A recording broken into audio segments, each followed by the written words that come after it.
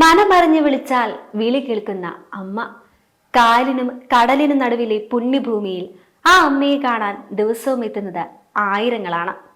കൊല്ലം ജില്ലയിലെ ചവറ പൊന്മാന കാട്ടിൽ മേക്കത്തിൽ ക്ഷേത്രത്തിൽ വിളിച്ചാൽ വിളിപ്പുറത്തെത്തുന്ന ഭദ്രകാളിയമ്മയുടെ രൂപത്തിലാണ് ഭക്തർക്ക് ദേവി ദർശനം നൽകുന്നത്. അമ്മയോട് മനസ്സിലെ ആഗ്രഹം പറഞ്ഞ ക്ഷേത്രമുറ്റത്തെ ആൽമരത്തിൽ ഭക്തജനങ്ങൾ കിട്ടുന്ന ഓരോ മണിയും ഓരോ സ്വപ്നങ്ങളാണ്. ആ മണിക്കിലുക്കം ദേവിയുടെ അടുക്കൽ ചെന്നെത്തുമെന്നാണ് വിശ്വാസം. കാട്ടിലമ്മയുടെ അടുക്കലെത്തി ക്ഷേത്രത്തിൽ നിന്നും പൂജിച്ചു വാങ്ങുന്ന മണി കെട്ടിയാൽ ഏതാഗ്രഹവും നടക്കുമെന്നാണ് വിശ്വാസം. ഓരോ ദിവസവും ക്ഷേത്രമുറ്റത്തെ ആൽമരത്തിൽ നിന്നുയരുന്ന മണിക്കിലുക്കങ്ങൾ ഇത് ശരിവെക്കുന്നതാണ്. കൊല്ലം ആലപ്പുഴ ദേശീയപാതയിൽ ശങ്കരമംഗലത്ത് നിന്നും പടിഞ്ഞാറ് ഭാഗത്തേക്ക് പോയാൽ ക്ഷേത്രത്തിലെത്താം. കടലിനും കാലിനും ഇടയ്ക്കുള്ള തുരുത്തിലാണ് ഈ ക്ഷേത്രം. ആഞ്ഞടിച്ച സുനാമി തിരകളെ അതിജീവിച്ച ക്ഷേത്രം കൂടിയാണിത്. അന്ന് ഈ ഭാഗങ്ങളെ മുഴുവൻ സുനാമി തിരകൾ വിഴുങ്ങിയിട്ടും ക്ഷേത്രത്തിന് ഒരു കേടുപാടുകളും സംഭവിച്ചിരുന്നില്ല. ഇത് കാട്ടിലമ്മയുടെ സാന്നിധ്യം കൊണ്ടാണെന്നാണ് വിശ്വാസം. ക്ഷേത്രത്തിന്റെ ഒരു വശത്ത് അറബിക്കടലും മറുവശത്ത് TS കനാലുമാണ്. ശങ്കരമംഗലത്ത് നിന്നും കോവിൽത്തോട്ടം റോഡ് വഴി 3 കിലോമീറ്റർ സഞ്ചരിച്ചാൽ കൊട്ടാരത്തൻ കടവിൽ എത്തിച്ചേരാം. അവിടെ നിന്ന് ക്ഷേത്ര ഭരണസമിതി ഏർപ്പെടുത്തിയ ജങ്കാർ മാർഗം ക്ഷേത്രത്തിൽ എത്തിച്ചേരാം. ഒരു രൂപ പോലും ഭക്തരിൽ നിന്നും ഈടാക്കാതെയാണ് ഈ സേവനം.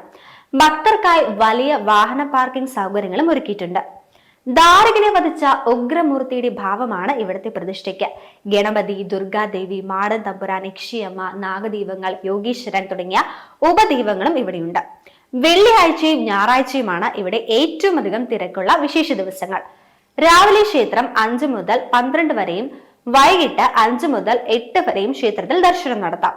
മറ്റൊരു ക്ഷേത്രത്തിലും ഇല്ലാത്ത ആചാരമാണ് കാട്ടിൽ മേക്കത്തിൽ ക്ഷേത്രത്തെ വ്യത്യസ്തമാക്കുന്നത്. മണി നേർച്ചയാണ് ഇവിടുത്തെ പ്രധാന വഴിപാട്. ഉദ്ദിഷ്ടകാര്യത്തിനായാണ് ഈ നേർച്ച. അപേക്ഷ സിദ്ധിക്കായി ക്ഷേത്രത്തിലെ പേരാലിൽ പ്രാർത്ഥിച്ച് മണി കിട്ടുന്നതിന് പിന്നിൽ ഒരു ഐതിഹ്യമുണ്ട്.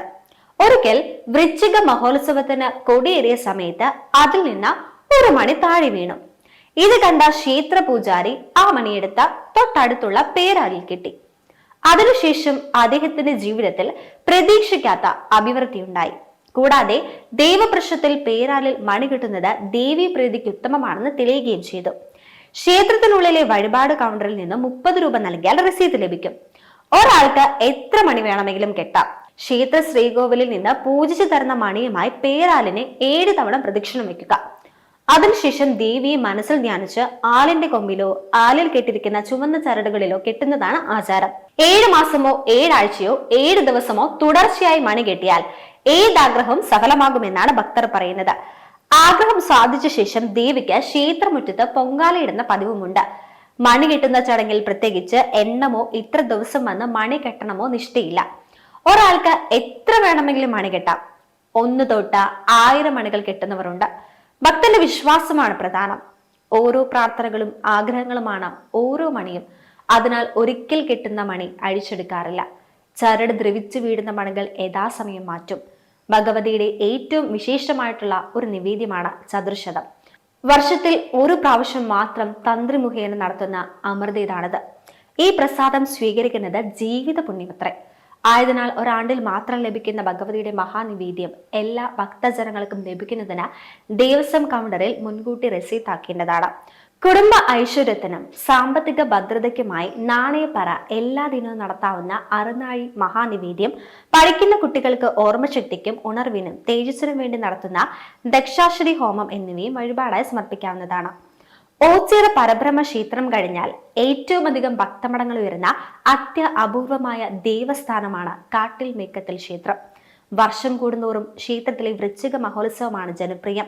വൃശ്ചികം 1 മുതൽ 12 വരെ നീളുന്ന മഹോത്സവത്തിൽ കുടൽ കെട്ടി ഭജനയിരിപ്പിന് നാനാഭാഗത്തു നിന്നും 100 കണക്കിന് ആളുകൾ എത്തുന്നുണ്ട്.